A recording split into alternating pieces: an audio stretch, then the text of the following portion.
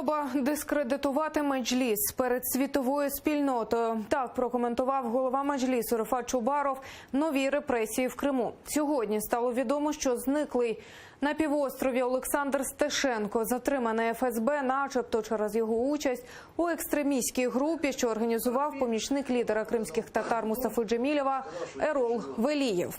Група нібито була сформована в Харкові за вказівкою очільника Меджліса Рефата Чубарова і та за підтримки СБУ. До її складу, крім Стешенка, нібито увійшов ще колишній спортсмен-боксер Третьяков. У січні 2018 року вони нібито підпалили будинок окупаційного муфтія Криму Еміралі Аблаєва. І про це стало відомо тільки сьогодні. Слідчі ФСБ порушили кримінальні справи щодо Ерола Велієва за статтею створення екстремістського співтовариства, щодо Стешенка та Третьякова за участь у ній. 11 квітня російські силовики затримали українця Олександра Стешенка на пункті пропуску Джанкой під час в'їзду до анексованого Росією Криму. У той день він зателефонував матері і повідомив, що російські силовики засумнівалися в його схожості з фото у паспорті. З того часу на зв'язок він не виходив.